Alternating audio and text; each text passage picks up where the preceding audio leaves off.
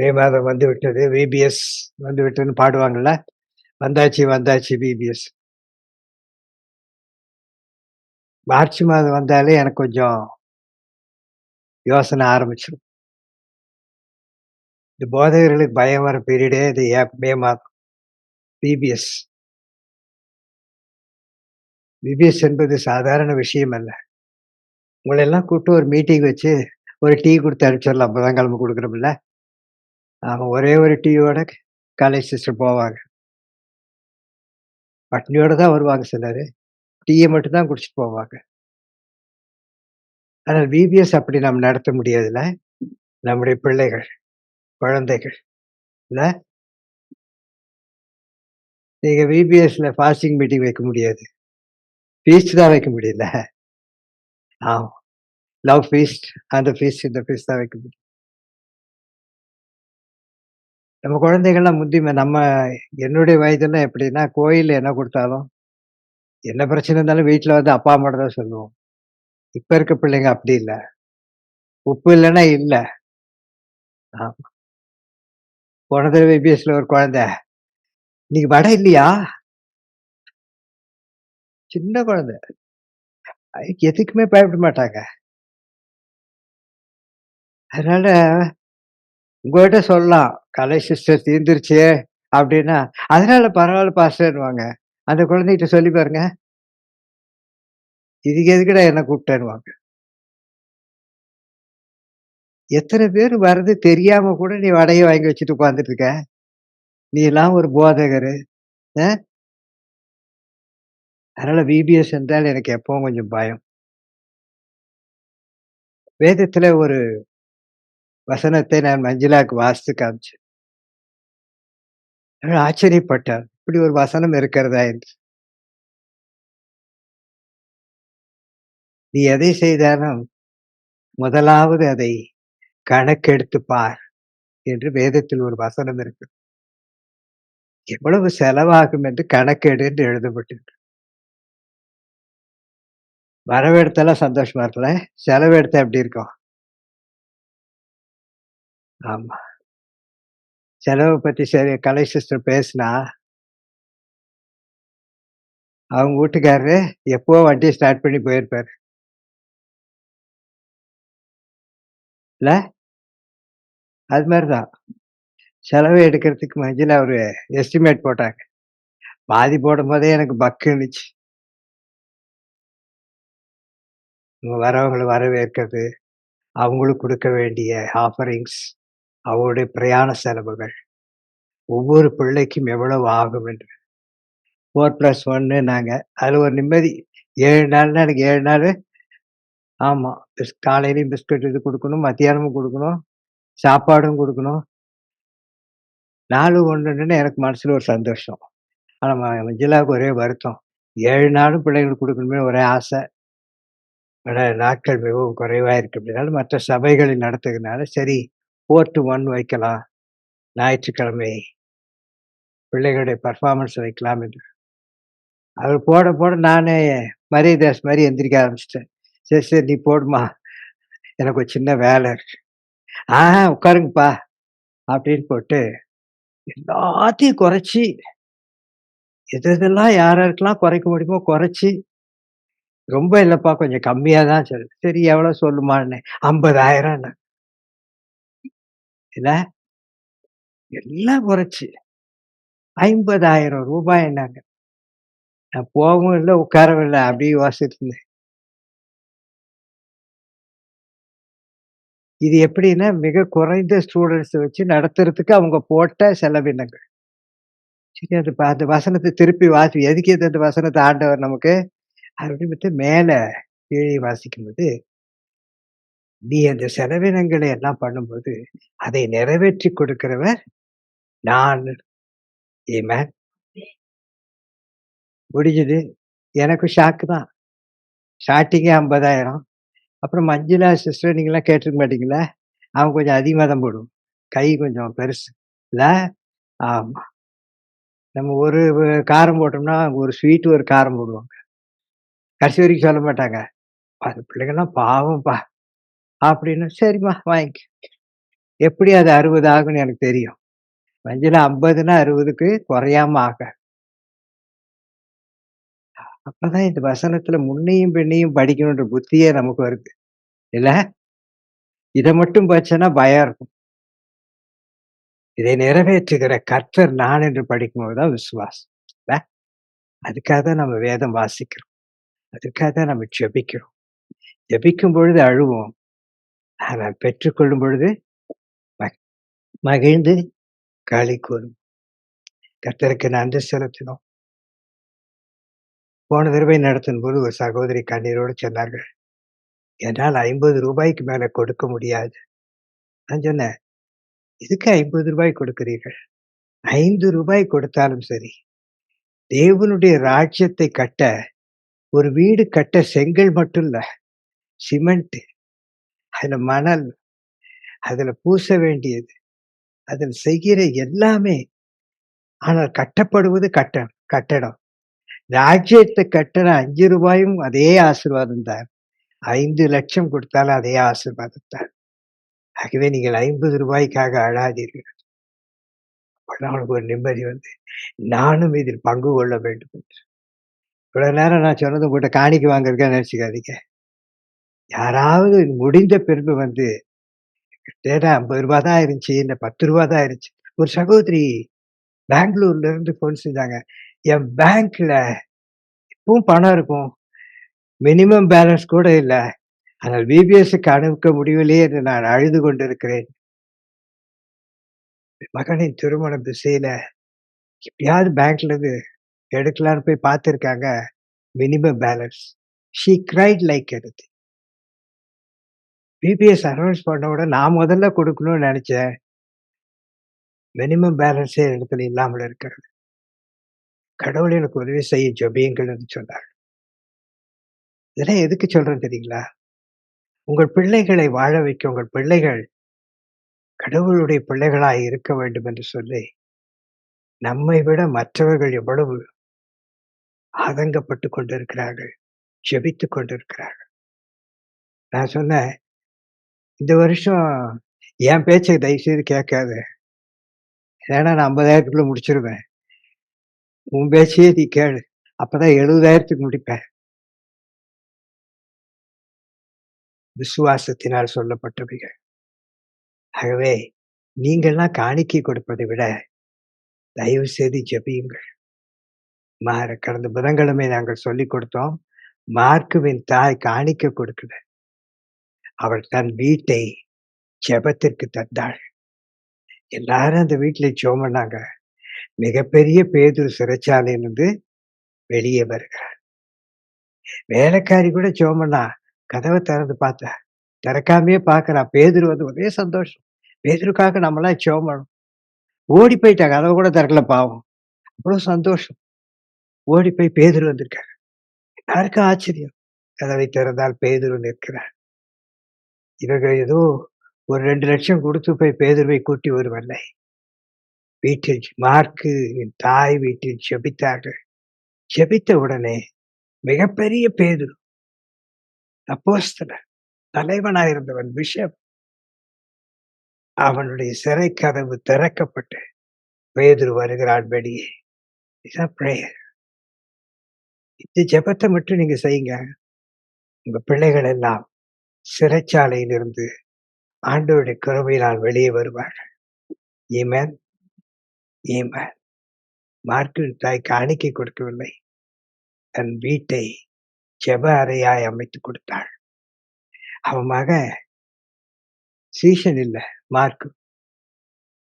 வேதத்தில் முதல் புதிய ஏற்பாட்டை எழுதினவன் மார்க்கு சுவிசேஷம். அதுக்கு பின்புதான் மத்தேயு, லூக்கா, யோவான்லாம் எழுதினாங்க.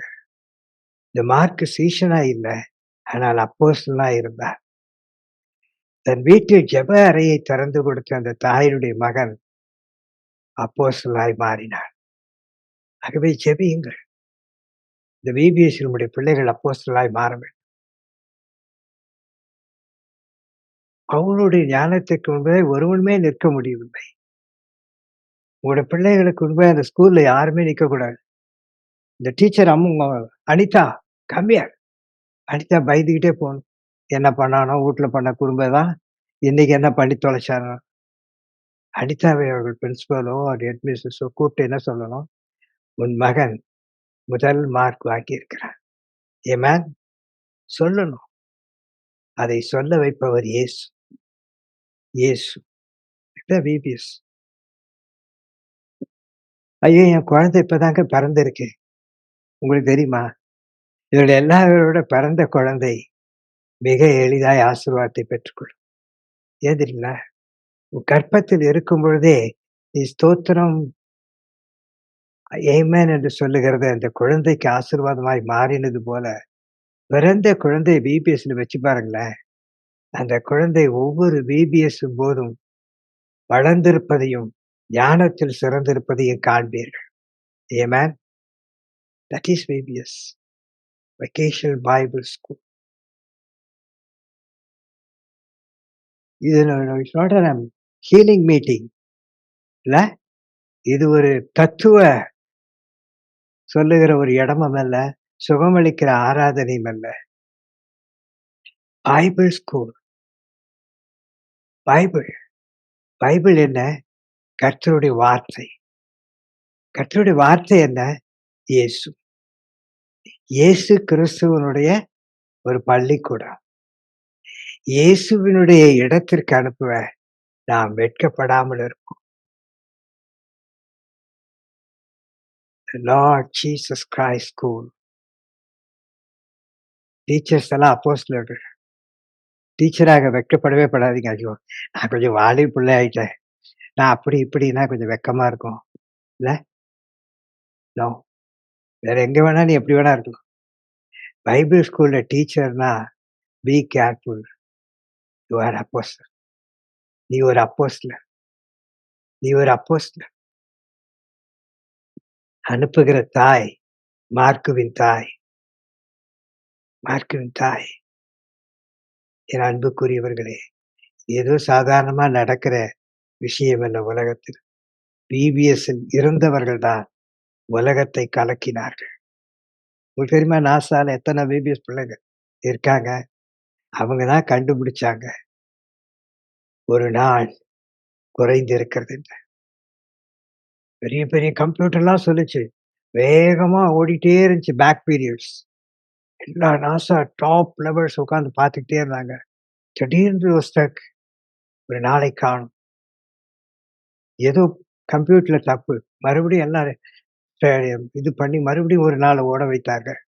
மறுபடியும் ஸ்ட்ரக். ஒரு நாளை காணும். அதற்கு பின்பு மறுபடியும் ஓடுகிறது. Where is that day? Where is that day? One VBS scientist student side, sir இதற்கு ஒரு பதில் எனக்கு இருக்கிறது. ஆச்சரியம். ஜூனியர் மேன் எப்படி இதை சொல்லுவான் அவன் சொன்னா, எங்கள் வேத புத்தகத்தில் யோசுவா சூரியனை ஒரு நாளிலே நிறுத்தி வைத்திருந்தார். அப்படி எல்லாரும் சொன்னாங்க. 20 நிமிஷம் குறைஞ்சிருக்குதே.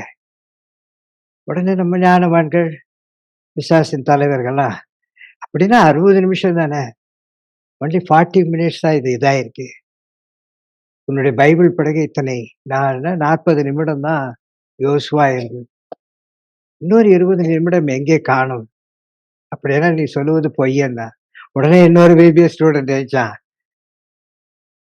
Pass another 20 minutes. எசேக்கியா ராஜா சாகர் 10 பாகை பின்தள்ளி போய் ஒரு பாகை. ஆமா. அது 10 பாகை என்றால் 20 நிமிடங்களுக்கு என்று இஸ்ரேலிய நேரம். 60 என்னுடைய தலைவன் accepted the Lord Jesus Christ. Amen. அந்த நாசாவுடைய தலைவன் சொன்னார், yes, your God is a God of Almighty. Amen. அந்த வேத புத்தகத்தை உங்கள் பிள்ளைகளுக்கு சொல்லிக் கொடுப்பது என்பது, ஒரு நாளில் உன் பிள்ளை நாசாவில் இருப்பாள், அல்லது ஒரு நாளில் உன் பிள்ளை சீஃப் மினிஸ்டரா இருப்பாள், அல்லது உன் பிள்ளை ஒரு நாளிலே ஐடி கம்பெனியில ஒரு டைரக்டரா இருப்பாள். Amen. என் மகன் விபிஎஸ் போறார். Continuously 5 years. என் மகன் டைரக்டரா இன்று அமெரிக்க தேசத்தில் இருக்கிறார்.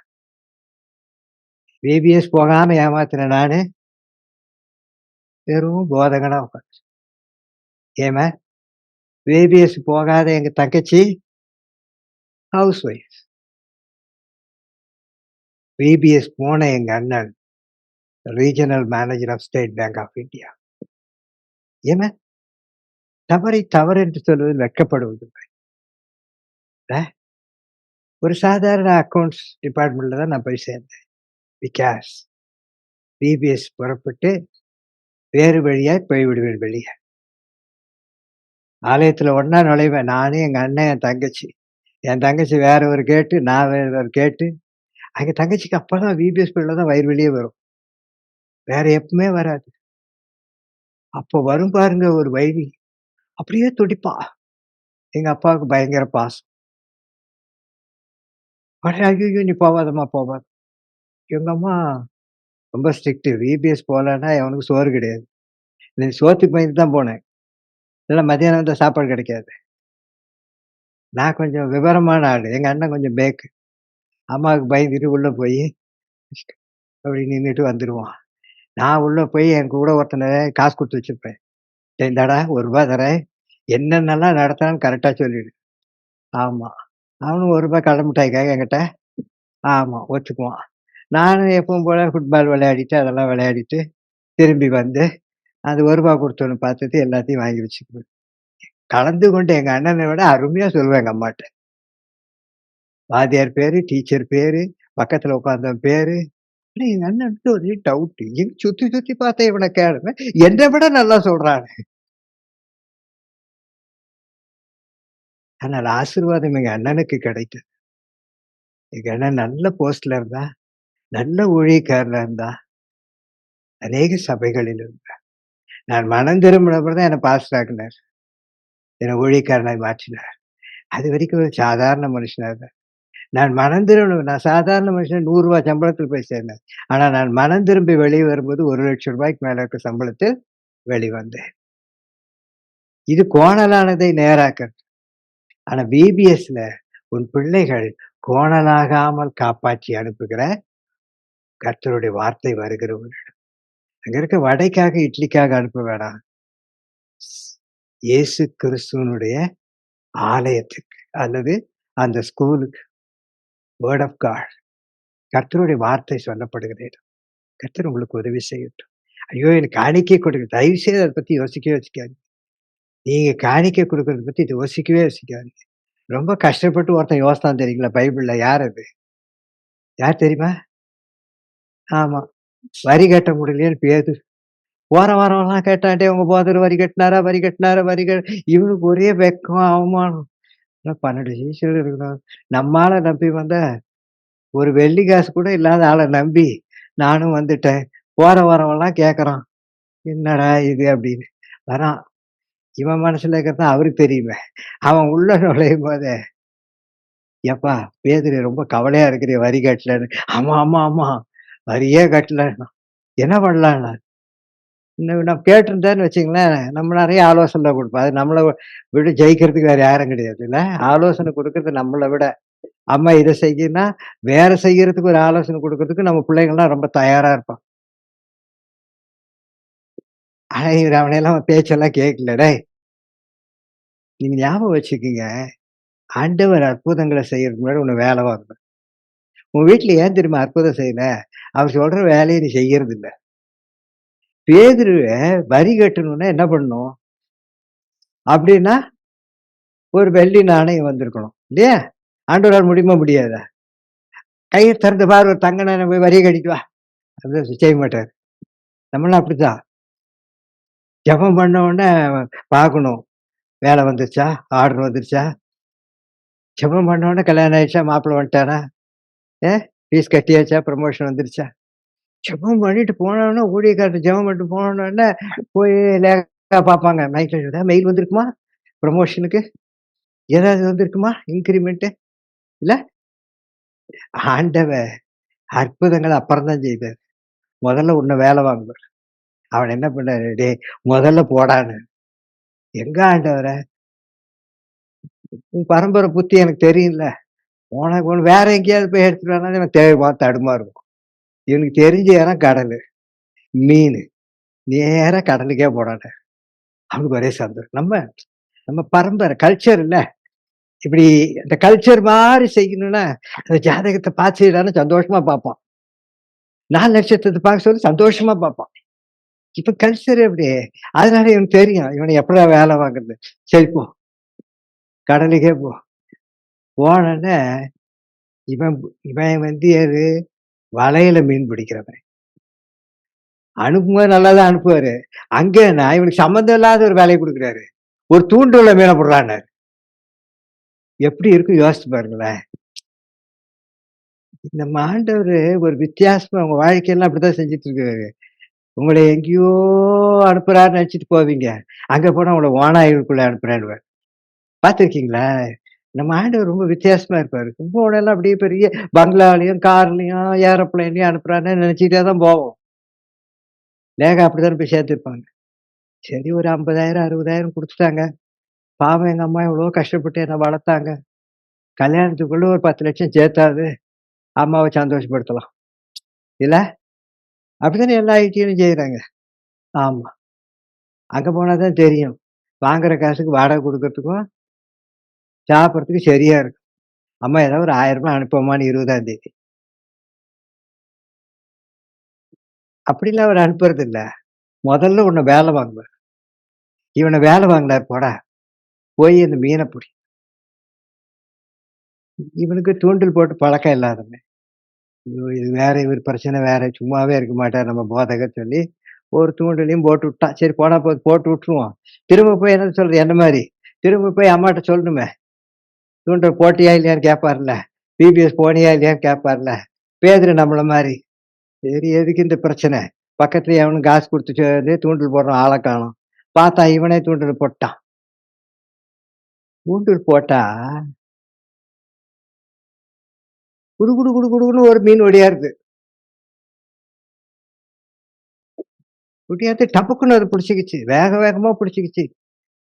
அதுக்கு தெரியும் தான் வாயு, வயிறு எல்லாம் கிழிஞ்சு போகும்னு நல்லா தெரியும். சாவ போறோம்னு தெரியும். ஆனா அதுக்கு ஏன் கவலைன்னா, பல நாளா இந்த வெள்ளி காச வாயில வச்சுட்டு அது திரியுது. இத கீழயும் போட முடியல. போட்டா ஆண்டவர் திட்டுவாரு. "டேய் நான் சொல்ற வரைக்கும் பீட்டர் வர வரைக்கும் கீழ போட்டுறாத. வாய்க்குள்ளேயே வச்சுக்கோ." ஏங்க வாய்க்குள்ள வச்சுட்டு இது எப்படிங்க சாப்பிடும் மத்ததெல்லாம்? யோசிச்சு பார்த்தீங்களா? அது படிக்கும்போது யோசிச்சு பாருங்க. இந்த வாய்க்குள்ளேயே இந்த வெள்ளி பணத்த வச்சுக்கிட்டு, கீழயும் போடாம, விழுங்கவும் முடியாம, சாப்பிடவும் முடியாம, இது பட்டினியிலேயே செத்துட்டு கிடக்குது. இதால எதையும் விழுங்க முடியல. விழுங்குனா வெள்ளி காசும் உள்ள போயிடுச்சுன்னா, பேதுரு வந்து மீன் பிடிக்கும்போது வெள்ளி காசு வாயில இருக்காது. அதுக்கு எதுக்கு அந்த சாபத்த வேற வாங்கி குடிக்கணும்னு, இது சோறு தண்ணி திண்டாம காத்துக்கிட்டே இருக்கு. ஏதாவது ஒரு தூண்டில் வருமா? கடல்ல தூண்டில் போட்டவங்கள யாராவது பார்த்துருக்கீங்களா? ஆத்துல தூண்டில் இவரு சும்மா இருக்கிறதில்ல. கடல்ல போய் தூண்டில் போடு. முதலாவது ம் ஆண்டவர் இப்படியே தான். "ஸ்வீட்டி நீ 4 10 பரீட்சை எழுதுங்கிறது. ஒண்ணும் குடுக்கறதில்ல. இதே தான் வேல. நீ இந்த வேலைக்கு போ, அந்த வேலைக்கு போங்கிறது. நீ அத படிங்கிறது, இத படிங்கிறது. ஆனா ஒண்ணும் குடுக்க மாட்டாரு. பார்த்துருக்கீங்களா? ஆ இவங்க போய் தூண்டில்ல போடுறான்னாரு. கடல்ல போய் தூண்டில் போட்ட ஒரே புத்திசாலி இவன் தான். இல்ல? போட்டான். அது வேற வாழ்க்கைய வெறுத்துட்டு உட்காந்துச்சு. சோறு தண்ணி இல்லாம பட்னியா. ஆமா. அது எப்படா தூண்டில் வரும்ன்னு சொல்லி ஓடி போய் முதல்ல தற்கொலை பண்ணிக்கிச்சு. தூண்டில்ல போய் தொப்புன்னு நின்னுக்குச்சு. "சீக்கிரம் எடுறா, வாயில ஒரு இது இருக்கு. நான் செத்து போனாலும் பரவால்ல எடுத்து, நான் சாப்பிடாம சாவறதுக்கு நிம்மதியா செத்து போறேன்னு" அது வந்துருச்சு. இவனும் அத எடுத்து பார்த்தான் ஒரு வெள்ளி பணம். அத கொண்டு வந்து வரிய கட்டி இப்ப பேதுரு வரி கட்டுனானா, மீனு வரி கட்டிச்சா? அந்த மீனுக்குள்ள வெள்ளி பணத்த வச்சது யார்? இல்ல? அப்போ உன் பிரச்சனைகளை தீர்க்க இயேசுவால் முடியும். அது எப்படி செயல்படுத்துறதுன்றதுனால, உன்ன சும்மா உண்டு இல்லன்னு ஆக்குறது. உன்ன நிம்மதியாவே இருக்க விட மாட்டார். எல்லாம் அப்படிதான் சொல்லுவாங்க. ஏசாமி நெனச்சா நான் அப்படி அப்படியே ராஜாவாயிடுற மாரி தான். தாவீது நீ ராஜாவாயிருவேன்னு சொன்னாரு. 13 வருஷம் காட்டுக்குள்ள இருந்தான். ராஜாவ எடுக்கிறேன்னு சொன்னாரு சவுல. 13 வருஷம் அவன் ராஜாவாவே இருந்தான். இதுதான் கிறிஸ்டியானிட்டி. டோன்ட் திங்க் நான் ராஜாவா இருப்பேன்லாம் போகாதீங்க. ராஜாவாய் அவர் மாற்றுவார். ஆமென். கவலைப்படாதீங்க. ஐயோ! எனக்கு காணிக்கை கொடுக்க முடியலையே. Fear not about. எங்கோ ஒரு மீனுகிட்ட ஒரு வெள்ளி பணத்த வச்சிருப்பாரு. எங்கோ ஒரு பேதுருவ அனுப்பிச்சு வாங்கிக்குவாரு. அவருக்கு தெரியும் வரி எப்படி கட்டணும். விபிஎஸ்ஸ எப்படி நடத்தணும்னு மஞ்சுளாவுக்கு விட என்ன விட அதிகமா தெரிஞ்சவர் ஆண்டவர். இல்ல? அவர் அதெல்லாம் செஞ்சிருவார். ஆனால் ஜெபம் பண்ணுவது நம்முடைய கடமையா இருக்கு. காணிக்கை கொடுப்பதை விட ஜெபிப்பது. நீ ஜெபிச்சா தான் பேதுரு ஜெபிச்சாலும் தான் வர முடியும். ஆமென். கர்த்தர் உங்களை ஆசீர்வதிப்பாராக. ஏன் நம்ம ஜெபம் கேட்கப்படவில்லை? அல்லது எப்படி கேட்கப்படும்? Have to prove? என் ஜெபத்தை கடவுள் எப்படி கேட்பார் என்று எப்படி நமக்கு தெரியும்? எல்லாருக்கும் தெரிஞ்ச ஜெபத்த இது கொஞ்சம் நெறைய இப்படி பிரசங்கிப்பாங்க. எப்படின்னா, இந்த பரமண்டல ஜெபம். அந்த காலத்துலலாம் பரமண்டல ஜெபம்லாம் பவர்ஃபுல் பிரேயர். எங்க தாத்தா இருந்தாரு. நம்ம இதுல பாடம் போடுவாங்கல்ல. நம்ம தமிழ் கல்ச்சர்ஸ் மலையாளத்தில இருக்கிறது பாடம் போடுவாங்க. எங்க தாத்தா அந்த காலத்து மிஷினரில ஏசாமி ஏத்துக்கிட்டாரு. அவருக்கு ஒரே விசுவாசம் ஒண்ணு தான் தெரியும். ஒரு துண்டு போட்டிருப்பாரு. ஜெபம் பண்ணதுக்கு வருவாங்களாம். இவர் துண்ட போட்டுட்டு பரமண்டல பிதாவின் நாமம் பரிசுத்தாவின் ராஜ்யம் உண்டாகணும் இந்த பரமண்டல ஜெபம் ஆமென் முடியறதுக்குள்ள அவன் ஜெபமாயிருக்கும். அவருக்கு தெரிந்த விசுவாசம், அவருக்கு தெரிந்த ஒரு ஜெபம். பரமண்டல ஜெபம் நல்லா தெரியும். அத சொல்லியே ஊழியம் செய்துட்டு இருந்தாரு. இது என் தாத்தாவின் காலத்தில் நடந்தது. ஆனா இந்த பரமண்டல ஜெபம் நீங்க நல்லா படிச்சு பார்த்தீங்கன்னா, ஏசாமியே அப்படித்தான் ஜெபம் பண்ணாருன்னு சொல்லுவாங்க. ஏசாமி அப்படி ஜெபம் பண்ணவே முடியாது. மொத 2 வேணா அவர் சொல்ல முடியும். எங்கள் கடனாளிகளுக்கு நாங்கள் மன்னிப்புல எங்களுக்கு எங்க ஏசாமிக்கு ஆகாரம் எல்லாமே உட்காந்துருக்காரு. எங்களுக்கு வேண்டிய ஆகாரத்தை இன்று எங்களுக்கு தாரும். ஏசாமி அப்படி ஜெபிக்க முடியுமா? எங்கள் பாவத்தை மன்னிக்க அப்படின்னா அவர் பாவம் செய்தவராக இல்ல. இந்த ஜெபம் உனக்கு கற்றுக் கொடுக்கப்பட்டது. How to pray. அந்த ஜெபத்துல கடைசில வர எல்லாமே கன்ஃபெஷன் மாரி இருக்கும். ஆக்சுவலா பரமண்டல ஜெபம் எப்படின்னா, அது வித்தியாசமா இருக்கும். அது ஒரு மாடல் பிரேயர் அது. அது மாடல் பிரேயர் எப்படின்னா, அதுல ஆ ரிப்பெண்டன்ஸ் இருக்கும், ரிடெம்ப்ஷன் இருக்கும். ஆ அதாவது மனம் திரும்புதல் இருக்கும். கன்ஃபெஷன் பாவ மன்னிப்பு இருக்கும். அதிலே ஒரு கடவுளை துதிக்கிற விதங்கள் இருக்கும். இதெல்லாம் வச்சு ஒரு மாடலா அவர் சொல்லிக் குடுத்தாரு. அதுல முதல் 2 மட்டும் செய்யாம மத்ததெல்லாம் ஜெபம் பண்ணணும். என் குழந்தைக்கு சுகமாகணும், என் வீட்டுக்கு இது வரணும், வேலை கிடைக்கணும், கல்யாணம் ஆகணும். நெறைய ஆண்டவரே நான் அவன மன்னிச்சர்றேன், இவன மன்னிச்சர்றேன். அவனுக்கு இத செய்றேன், இவனுக்கு இத செய்றேன். உம்முடைய சித்தம் பரமண்டல என்னலாம் இருக்கோ, அதெல்லாம் என் வீட்ல, என் குடும்பத்தில, என் வேலை ஸ்தலத்தில எல்லாம் நடக்கும். உம் சித்தம் பரமண்டலம் செய்வது போல பூமியிலும் செய்யப்படும். என் வீட்லலாம் செய்யணும். இதெல்லாம் வந்து ஆல் பிரேயர். ஆனா, மொத 2 பிரேயர் மட்டும் பண்ண மாட்டான். என்ன பிரேயர் பண்றாங்க? உம்முடைய நாமம் பரிசுத்தப்படுவதாக. யாருடைய நாமம்? பரமண்டலங்கள் இருக்கிற எங்கள் பிதாவே, உம்முடைய நாமம் பரிசுத்தப்படுவதாக. உம்முடைய ராஜ்யம் வருவதாக. First you honour your God. உன்னுடைய ஜெபத்துல first you honour your God. Second thy kingdom come. Thy kingdom கம்னா என்ன? பரலோகத்துல இருந்து ஒரு வீடு டக்குன்னு நம்ம வீட்ல வந்து இறங்கி நிக்கிறதா? இல்ல. ஆண்டவருடைய ராஜ்யம் என்பது என்ன? நீங்களும் நானும் தான் இல்ல. நாமெல்லாம் ஆண்டவரை துதிக்கிறவர்களாய் இருக்கிறோம். ஆண்டவருடைய பிள்ளைகளாய் மாற வேண்டும். அப்ப தை கிங்டம் கம்னா அவரால முடியாதா? அவரால எல்லாருமே அவருடைய பிள்ளைகளாய் மாற்ற முடியாது. அவர் படைத்தது தானே ஆதாம் ஏவாளும். உங்க எல்லாரையும் மறுபடியும் மரிக்க வச்சு, உங்க எல்லாரையும் மறுபடியும் பிறக்க வைக்க அவரால முடியாதா? இல்ல அவரே வானத்துல வந்து அப்படி வல்லமையோட இறங்குனாருன்னா, நம்மலாம் அடிச்சோம் புடிச்சோம். இடிக்கு பயந்தே இடிய வணங்குறவங்க நாம.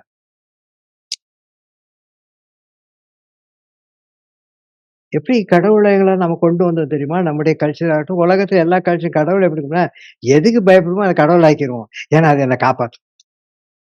அத நம்ம பிரதர் ஆக்கிட்டோம்னா வெட்டி போட்டுருவான். காயின், ஆபேல் மாரி. அதனால கடவுள் ஆக்கிட்டா பிரச்சனையே இல்ல. சரி, சரி, சரி அவன் நமக்கு பயந்துட்டான். கோலியாத்துல சண்டை போனா அவன் நாயின்னுவான் தாவீத. கோலியாத்துக்கு எல்லாரும் பயந்தாங்கன்னா, எல்லார விட அவன் தனியா இருந்தான், வித்தியாசமா இருந்தான். அதனால சவுல் முதற்கொண்டு எல்லாம் பயப்படுறான். ஆனா பயப்படாதவன் யார் தெரியுமா? இதுங்களெல்லாம் கடவுளா நினைக்காதவன் தாவீது தான் பயப்படு. ஏமேன். உனக்கு மேலானவைகளை நீ பயப்படும் பொழுது, அவை எல்லாமே உனக்கு கடவுள். ஆனால் அவைகளையே உண்டாக்கின பரலோகத்தின் தேவன் பெரியவர், பிக் காட் என்று நீ நினைக்கும் பொழுது, அது இதெல்லாம் உனக்கு கடவுளாகவே மாறாது. அதனால அவர் பாட்டு பெருசா வந்து நின்னாரு வச்சுக்க, வானம் பூரா கைய நீட்டி பிதாவாகிய தேவன் அப்படி நின்னாரு வச்சுக்க, நம்ம யாராவது அவர கடவுள் இல்லன்னு சொல்லுவோமா? யோசிச்சு பாருங்களேன். யாராவது சொல்லுங்க. உடனே கிறிஸ்தவனா இருக்கட்டும், முஸ்லீமா இருக்கட்டும், இந்துவா இருக்கட்டும், யாரு வேணா இருக்கட்டும். உலகமே கடவுளேன்னுவான். ஏன்னா பெருசா இருக்கு பயம். ஆனா ஆண்டவர் அப்படி செய்யலது. நான் ஒரு பெரிய ராஜ்யத்தை கட்ட வேண்டும். நான் கட்ட மாட்டேன். நீ தான் கட்டணும். தாய் கிங்டம் கம். இந்த ராஜ்யத்தை நீ தான் கட்டணும். நீ உலகமெங்கும் போய் சுவிசேஷத்தை பிரசங்கி. ஏன் இவருக்கு பண்ண தெரியாதா? ஏசாமிக்கு முடியாது. 3 வருஷத்துல அவரு பெரிய காரியம் செஞ்சிருக்கலாம்ல. ஏன் கொஞ்சமா செஞ்சாரு? நீ நெறைய செய்யணும் தான். ஆமென். நீ நல்லா இருக்கணும்னு தான் அவர் கொஞ்சமா செஞ்சாரு. அவர் நெறைய செஞ்சிருந்தாருன்னு வச்சுக்கங்களேன், அங்கேயே உட்கார்ந்துட்டு சேர, சோழ, பாண்டிய ராஜாவெல்லாம் கூப்பிட்டு, உங்களெல்லாம் ஆசீர்வதிக்கிறேன். அ அந்த பக்கம் அமெரிக்காவே கண்டமே அப்ப கிடையாதுல்ல. அப்படி, இப்படி, இப்படி, அப்படிலாம் செய்யறதுக்கு எவ்வளோ நேரம் ஆயிருக்கும்ல? யோசிச்சு பார்த்தீங்களா? ஒரு நோவாவைக் கொண்டு தான் புதிய உலகத்தை சிருஷ்டிக்கிற தேவன். ஆமென். தேவன் வித்தியாசமான அவர் என்ன தெரியுமா லைக் பண்றாரு? என்ன போல நீ இருக்கணும். அதுக்கு தான் என் சாயலை என்ன போல நீ இருக்கணும். First honour God. Second kingdom. அவருடைய ராஜ்யம் வருவதாக. That is people's salvation. தேவனுடைய ராஜ்யம் என்ன? நம்முடைய பிள்ளைகள் ஆயவர்கள் மாற வேண்டும் என்பது. அதுதான் பிபிஎஸ். கடவுளுடைய பிள்ளைகளாய் உங்களுடைய பிள்ளைகள் மாற வேண்டும் என்பதுதான் அவருடைய ராஜ்யம் வருவதாக. கடவுளுடைய ராஜ்யம் விபிஎஸ்ஸில் இறங்க வேண்டும் என்பதற்காக. ஆமென். அத ஹானர் பண்றத நீங்களும் நானும். First we honour. விபிஎஸ்க்கு என் பிள்ளைகளை அனுப்புவது. விபிஎஸ்க்கு ஆசிரியர்களாய் மாறுவது. விபிஎஸ்க்கு நம்முடைய பொருளாதாரத்தை கொடுத்து தாங்குவது. இங்கேன்னு இல்லை, எல்லா சபையிலும். Wherever VBS is there. இந்த 2 தான் விபிஎஸ்ல. Honour your God. அவருடைய ராஜ்யம் வருவதாக. கடவுளுடைய கிங்டமை உன் பிள்ளைகளுக்கு கொடுக்க ஆரம்பிக்கிறது. ஆகவே என் அருமையான சகோதரனே, the learn and understanding. Bible has lot of mysterious. இந்த வேதத்தில் பல ரகசியங்கள் இருக்கு. இந்த ரகசியத்தை உன் பிள்ளைகளுக்கு தெரியப்படுத்த தான் பிபிஎஸ். நம்ம ரகசியம் தெரியாமயே பைபிள் வாசித்து சில பேர்லாம் பைபிள 4 தடவ வாசித்துட்டு பண்ணுவாங்க. மத்தேயிலிருந்து வெளிப்படுத்துற விஷயம் கட கட கட கட கடன்னு சொல்லுவாங்க. சில அதிகாரம் கூட மனப்பாடமா சொல்லுவாங்க. இவன் ஏன் இப்படி செத்தான்னு கேள்வி கேட்டு பாருங்க. அது பைபிள்ல இருக்குதுங்க. இவன் ஏன் இப்படி போனான்னு கேட்டு பாருங்க. அது பைபிள்ல இருக்கு. மிஸ்டீரியஸ். உன் பிள்ளைகளுக்கு தேவ ரகசியம் வெளிப்படுத்தப்படுகிற ஒரு இடம். God's mysterious. ரகசியங்கள். இயேசு கிறிஸ்துவும் வித்தியாசமா தான் செயல்படுவார். பேதுருக்கு அப்படி சொன்னார்ன்னா, எல்லாருக்கும் அப்படி சவுலுக்கு எதையாவது சொல்லியிருந்தா அவன் கீழ்ப்படிஞ்சே இருக்க மாட்டான். அவன கூப்பிட்டு, "டேய் சவுல், முள்ளில் உதைக்கிறது உனக்கு கடினமாம்." அவன் புத்திசாலி இல்ல. நல்லா படிச்சவன். கமாலியல் பாதத்துல இருந்தவன். முள்ளில் உதைச்சா நம்ம குத்துன்னு புரிஞ்சுக்கிட்டான். அப்ப யாரு முள்ளுன்னு யோசிக்கிறோம். இயேசு தான் நமது முள்ளா? நம்மலாம் ஏத்துக்குவோம் முள்ள? நமக்கு குத்துது, கொடையுதுனால ஏசாமி இல்லன்டுவோம். இல்ல? கடன்காரன பார்த்தா ஏசாமி இருந்து என்ன பிரயோஜனம்? அப்புறம் அவன் வரான். இல்ல? காய்ச்சல் வந்துச்சுன்னா ஏசாமி இருந்தா பிரயோஜனம். பாரு எனக்கு கையெல்லாம் வலிக்குது, காலெல்லாம் வலிக்குது. கால் நல்லா இருந்தா நான் அமெரிக்கால போய் சுவிசேஷம் சொல்லுவேன். பக்கத்து வீட்டுக்கு இதுவரைக்கும் சொல்லியிருக்க மாட்டாங்க. ஜெபிக்க வேண்டியது தான் நமக்கு. Prayer is must. வாழ்க்கை எப்பவும் போல மெசேஜ் ஆரம்பிக்கல. பிபிஎஸ்லயே 12, 20 ஆயிருச்சு. B content. மெசேஜ சொல்லிட்டு நான் ஃபுல்லா மெசேஜ் பிரசங்கிக்க போறதில்ல. Be content. திருப்தியாக இரு. இஸ்ரவேல் புத்திரன் முறுமுறுப்புகளை கேட்டிருக்கிறேன். நம்ம முறுமுறுப்புலாம் அழகா கேட்டுருக்கேன். ஆனா அவர் சொல்றாரு, "நீ எவ்வளவு வேணா முறுமுறுத்துரு. விடியற் காலத்தில் அப்பத்தால் திருப்தியாய் இருப்பாய்.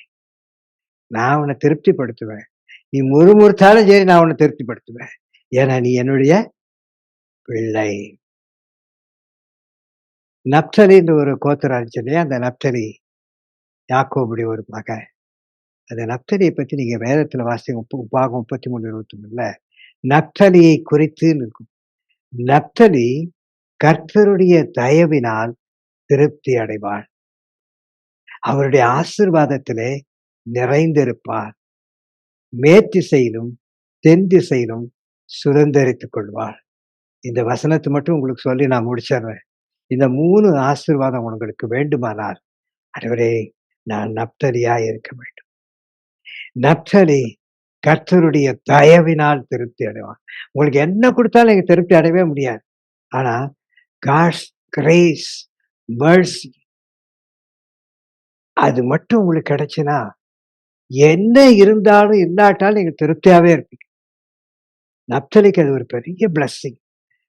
12 கோத்திரத்துல 11 கோத்திரத்துக்கு அத குடுப்பான், இத குடுப்பான் எல்லாம். ஆனா நப்தலிக்கு மட்டும் ஒரு மிகப்பெரிய ஆசீர்வாதம் தெரியுமா? "டேய் என் தயவுல நீ திருப்தியா இருப்படா." இது யாருக்குமே கிடைக்கிறது இல்லல்ல. நம்மளால பாருங்க, இந்த இன்டர்வியூக்கு போனா இது கிடைச்சிரும். இந்த இன்டர்வியூக்கு போனா இது கிடைச்சிரும். இந்த இன்டர்வியூக்கு போனா இது கிடைச்சிரும். அப்படித்தானே யோசிப்போம். Quite natural. நானும் அப்படித்தான். எல்லாருமே அப்படிதானே. இந்த வேலையில எனக்கு நெறைய ஆசீர்வாதம். இந்த பையன் நல்ல பையன். இந்த பொண்ணு நல்ல பொண்ணு. நப்தலியின் ஆசீர்வாதம் மிகச்சிறந்த ஆசீர்வாதம்.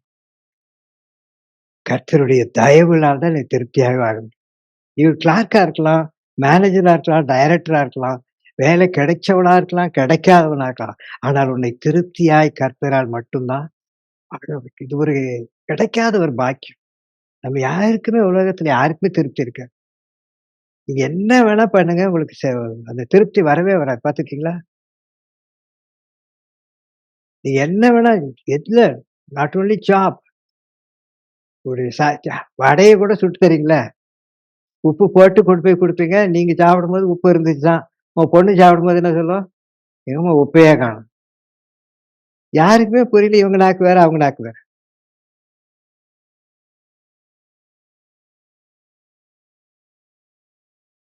இவங்களுக்கு ஒரு ஃபீவர் இருந்திருக்கும் அந்த பொண்ணுக்கு. ஒரு வேளை சுவையே தெரியாது இருக்கும். இவங்க நல்லா உப்ப போட்டு குடுத்துருப்பாங்க. அது உப்பே இல்ல. திருப்தியா இருக்காது. ஹோட்டல்தெல்லாம் நல்லா பிடிக்கும். அம்மா செய்றது மட்டும் தான், "என்னம்மா செஞ்ச? அதே இட்லி, அதே தோசை." திருப்தியா இருக்காது. அம்மா சமையல்ல திருப்தியா இருந்துச்சுன்னு சொல்ற பொண்ணு உலகத்திலேயே இல்ல. சொல்லுங்க பார்க்கலாம். அவங்கவங்க அம்மாவ கேளுங்க. பையன் சொல்லுவான். பையனுக்கு நல்லா தெரியும். அதுவும் கல்யாணம் ஆன பையனுக்கு இன்னும் நல்லா தெரியும். பொண்டாட்டி சமையலோட அம்மா சமையலு சூப்பரா பிடிக்கும் அவனுக்கு. ஏன்னா அவ திட்டிக்கிட்டே போடுறா. அம்மா தான் பாராட்டிட்டே போடுவாங்க. உப்பே போடலன்னா நல்லா இருக்குன்னுவான். ஆனா பொண்ணு மட்டும் தான் சமையல் மட்டும் தான் நல்லா இருக்குன்னு சொல்லும். தான் "அம்மா நீ என்னத்த பஜ்ஜி சுட்ட? நான் சுட்டு காமிக்கிறேன்னுவாங்க." கண்றாவியா இருக்கும். ஆனா தான் பஜ்ஜி தான் நல்லா இருக்குன்னு சொல்லும். நீங்க வேணா செல்வி சிஸ்டர் வீட்டுக்கு போங்களேன். செல்வி சிஸ்டர் பஜ்ஜி சுட்டும், அவங்க பிரீத்தி சுட்டு பஜ்ஜி சுட்டு சாப்பிட்டு பாருங்க. வேணா நீங்க ஒரு நாள் வீட்டுக்கு போங்க. நல்லா பஜ்ஜி சுடுவாங்க. சூப்பரா சுட்டு தருவாங்க. முறுக்கு மாரியே இருக்கும் அவங்க பஜ்ஜி. பஜ்ஜினா பஜ்ஜிக்காவே வர மாரி தான் இருக்கும். சிஸ்டர் வீட்டுக்கு போனா பஜ்ஜி கிடைக்கணும். ஏய் நம்ம ஜெபம் பண்ண போறோமா, பஜ்ஜிக்கு போறோமான்னு. இல்ல அவங்க பஜ்ஜி குடுக்காமலாம் என்ன அனுப்ப மாட்டாங்க. என் மேல பாசம் அவங்களுக்கு அதிகம். அதே மாரி பஜ்ஜி அவங்க விசுவாசத்தின்படியே பஜ்ஜி கிடைக்கும். பிரீத்தி தட்ல கொண்டு வரதோட சரி. எதுக்கு சொல்றேன்னா, திருப்தி என்பது நமக்கு மட்டும் தான் திருப்தியா இருக்கணும்னு எதிர்பார்க்கும். நான் செய்யறது நல்லா இருக்கும். எலிசபெத் செய்யறது என்னைக்குமே எவாஞ்சலினுக்கு பிடிக்காது. இல்ல? நீங்க தனித்தனியா கூப்பிட்டு விசாரிச்சு பாருங்களேன். உங்க அம்மா நல்லா சமைப்பாங்க. ஆனா எனக்கு மட்டும் தான் சரியா செய்ய மாட்டாங்க. நல்லா சமைக்கிறது ஏன்னா, நான் பட்ட கஷ்டத்த அவங்களும் படணுமே! இல்ல? அப்பதானே அம்மா சமையல் நல்லா இருக்குன்னு அவங்க சாப்பிடுவாங்க. இப்படி ஒரு வகை இருக்கு. ரகங்கள்லாம் நெறைய இருக்கு. எதற்கு இத சொல்றேன் தெரியுங்களா? நப்தலி போன்ற ஆசீர்வாதம் எனக்கு வேண்டும் என்று இந்த ஞாயிற்றுக்கிழமை முடிவு செய்து கொள்ளுங்கள். அது என்ன ஆசீர்வாதம்னா, திருப்தி கிடைக்கணும். ஆசீர்வாதங்களில் ஆசீர்வாதமா இருப்பான்ல, ஆசீர்வாதங்களில் நிறைந்திருப்பாய். நிறைந்திருப்பான்னா எல்லாத்துலயுமே. All, everything. எல்லாத்துலயுமே பிளெஸ்ஸிங்கா இருப்ப. உன் வேலையா இருக்கட்டும், உன்னுடைய படிப்பா இருக்கட்டும், உன்னுடைய தொழிலா இருக்கட்டும், உன்னுடைய பிசினஸ் மத்த காரியங்களா இருக்கட்டும், பிள்ளைகள் பாக்கியம், திருமண காரியங்கள், எதிர்காலங்கள் எல்லாவற்றிலும் நிறைந்திருப்பாய். அதான் செகண்ட் பிளெஸிங். 3 மேற்கு, தெற்கு 2 பக்கமும் நீ சுதந்தரித்துக் கொள்வாய். உன் ப்ரமோஷனை சுதந்தரித்துக் கொள்வாய். உன்னுடைய எதிர்காலத்தை சுதந்தரித்துக் கொள்வாய். உன் வேலையை சுதந்தரித்துக் கொள்வாய். உன் பிள்ளைகளின் ஆசீர்வாதத்தை சுதந்தரித்துக் கொள்வாய். உன்னுடைய சுகத்தை சுதந்தரித்துக் கொள்வாய். உன் தேவைகளை சுதந்தரித்துக் கொள்வாய். உன் பொருளாதாரத்தை சுதந்தரித்துக் கொள்வாய். உன்னுடைய எல்லா கடனும் நீங்கி நீ கடன் கொடுக்கிறவனைப் போல சுதந்தரித்துக் கொள்வாய். அநேகருக்கு ஆசீர்வாதமாய் நீ நிறைய ஆசீர்வாதங்களை சுதந்தரித்துக் கொள்வாய். காரணம் உன்னுடைய ஆசீர்வாதம் வழிந்தோட வேண்டும். உனக்கு எவ்வளவு கொடுத்தாலும் திருப்தியா இருக்காதுல்ல. ஆனா வழிஞ்சிச்சுன்னா உன்னால ஒண்ணுமே பண்ண முடியாது. ஆமா. இல்ல வழிஞ்சப்ப என்ன பண்ணுவோம்? பேசாத உட்காருங்க. ஐயோ வழிஞ்சு உன்னுடைய வழிந்தோடும்படி செய்து உன் ஆசீர்வாதத்தை மற்றவர்களுக்கு கொடுப்பார். ஆமென். ஆமென். அப்போ உனக்கு ஆசீர்வாதம் வழிந்தோட வேண்டும். அதுதான் ஆசீர்வாதத்திலே நிறைந்திருப்பாய். மேற்குல இருந்து தெற்கு வரைக்கும் ஃபுல்லா உனக்கு தான். All your blessings. ஆமென். இந்த 3 ஆசீர்வாதங்களோடு நாம் கடந்து போவோமா என்று கர்த்தர் உங்களை ஆசீர்வதிப்பாராக. நப்தலின் ஆசீர்வாதம், கம்யூனியன். உனக்கு பரிபூரணமான ஆசீர்வாதம் வேண்டுமானால் கம்யூனியன் இஸ் மஸ்ட். ஏன் தெரியுங்களா? அதுல ஒண்ணுதான் அப்பமும் திராட்சரசம். அது ஒண்ணுதான் இயேசு கிறிஸ்து. சரீரமும் ரத்தமும் இருக்கிற ஒரே ஒரு பிளெஸிங் கம்யூனியன். அத நீங்க கொடுத்தீங்கன்னா, நீங்க ப்ராடிகல் சன் பார்த்திருக்கீங்களா? அவன் மனம் திரும்பி வரான். மனம் திரும்பி வந்தோனே அவங்க அப்பா, "அப்பாடா மனம் திரும்பலையா? என்னென்ன பாவம் செஞ்சானோ பாவம்." அப்படிலாம் அவன பத்தி அவரு கேட்கவே இல்ல. என்ன தெரியுமா குடுத்தாரு? அப்பொழுது தகப்பன் தன் ஊழியக்காரரை நோக்கி, "நீங்கள் உயர்ந்த வஸ்திரத்தை கொண்டு வந்து இவனுக்கு உடுத்து, இவன் கைக்கு மோதிரத்தை, கால்களுக்கு புதிய பாதரட்சைகளையும் கொடுங்கள்" என்றார். இதெல்லாம் குடுத்துட்டான். இதெல்லாம் குடுத்தனால அவனுக்கு சந்தோஷம் ஆயிடுச்சா? நத்திங். நீங்க நினைக்கிறீங்களா? உங்களுக்கு எல்லாம் கிடைச்சுட்டா நான் சந்தோஷமா இருப்பேன். எனக்கு வேலை கிடைச்சுட்டா, எனக்கு கல்யாணம் ஆயிடுச்சுன்னா, எனக்கு குழந்தை பிறந்துச்சுன்னா, எனக்கு எல்லா விதத்திலும் நான் ஃபர்ஸ்ட் மார்க் வாங்கினா, இதெல்லாம் குடுத்துட்டு அவங்க அப்பா என்ன தெரியுமா செஞ்சாரு? கொழுத்த கன்றை கொண்டு வந்து அடியுங்கள். நாம் புசித்து சந்தோஷமாயிருப்போம். இதெல்லாம் குடுத்தப்ப அவனுக்கு சந்தோஷம் இல்ல. அதை புசிக்கும் பொழுது எதை? உன் அப்பத்தையும், உன் திராட்சை ரசத்தையும் நீ புசிக்கும் பொழுதுதான் சந்தோஷம் உனக்குண்டாகும். மற்ற எல்லாமே உனக்கு சந்தோஷத்தை கொடுத்தாது. திருப்தியை கொடுக்கும். ஆனால் சந்தோஷம் என்பது இந்த கொழுத்தை கன்றை கொண்டு வந்து அடியுங்கள். இயேசுவை அடித்தார். அதனாலதான் இயேசு சிலுவையில் மரித்தார். அதனாலதான் அவர் அடிக்க ஒப்பு கொடுத்தார். நீ என்ன புசிச்சுன்னா அந்த சந்தோஷம் உனக்கு கிடைச்சது. ஆமென். என்னை ஏற்றுக்கொண்டால் உனக்கு அந்த சந்தோஷம் கிடைச்சிரும். எஸ். அவர் அடிக்க ஒப்புக் கொடுத்தார். அதனாலதான் இந்த வசனம் சொல்லுகிறது. இயேசு கற்றுக் கொடுக்கிறாரு. ராடிக்கல் சன்ல நெறைய பிரசங்கம் பண்ணுவாங்க அத பத்தி. But the main important one, கொழுத்த கன்றை கொண்டு வந்து அடியுங்கள். நாம் புசித்து சந்தோஷமாயிருப்போம். அப்பமும் திராட்சரசமும் நீ புசிக்கும் பொழுது சந்தோஷத்தை காண்பாய். ஆமென். என் குமாரனாகிய இவன் மரித்தான், திரும்பவும் உயிர்ப்பித்தான், காணாமற் போவாள், திரும்ப காணப்பட்டான். எல்லாத்தையும் எப்ப சொல்றான் தெரியுமா? கொழுத்த கன்றை அடிக்கும்போது சொல்றான். அப்போ அவர்கள் சந்தோஷப்படத் மத்தவங்களும் சந்தோஷப்பட தொடங்கினார்கள். மகனுக்கு மட்டும் சந்தோஷம் அல்ல, மனம் திரும்பினவனுக்கு மட்டுமல்ல, அந்த குடும்பத்திற்கே சந்தோஷம். இஃப் யூ டேக் கம்யூனியன், நீ இந்த அப்பமும் திராட்சரசம் நீ எடுத்த உடனே உனக்கு மட்டுமில்ல, உன் மகன், உன் மகன், உன் கணவன், உன் மனைவி, உன் பிள்ளைகள், உன் சந்ததிகள், பேத்திகள், நீ அப்பத்தை எடுத்துட்டு சாப்பிட்டுட்டு உன் ரசத்தை குடிச்சிட்டு நீ வீட்டுல போய் உன் பேத்தி மேல உன் கரத்தை வச்சு பாருங்களேன், அது சுகமாயிருக்கும். ஏமா? காரணம், நீ புசித்தது இயேசு. நீ பெற்றுக்கொண்டது அவருடைய சரீரம், அவருடைய தழும்புகள். நீ குடித்த பானம் இயேசுவின் ரத்தம். மனம் திரும்பாத உன் பிள்ளையின் மீது கை வைத்து பாருங்களேன், கம்யூனியனுக்கு அப்புறம் அவன் மனம் திரும்புவான். ஆமென். கம்யூனியன் ரொம்ப டாப் சீக்ரெட்ஸ். அவருடைய ஆசீர்வாதம் எல்லாத்தோட மேலான ஆசீர்வாதம் அதுதான். நீங்க மற்றது எல்லாத்துலயும் திருப்தி அடையவே முடியாது. பட் கம்யூனியன் திருப்தி அடைய முடியும். காரணம், சந்தோஷம் கிடைக்கும். ஆமென். கர்த்தர் நல்லவர்.